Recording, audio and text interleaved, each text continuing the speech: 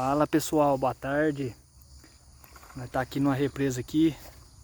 Meu amigo Pablo me convidou para dar uma pescaria aqui numa represa que ele é acostumado a pescar umas traíras. Chegou aqui para nós bater um pouco aqui, para nós ver se pega alguma coisa, né? Ele tá aqui, ó. E aí galera, como é que tá? Vamos ver o que vira aqui, né? Se vai ter ação, né? Fica no visual aí. Agora mesmo nós arranca as bitelas.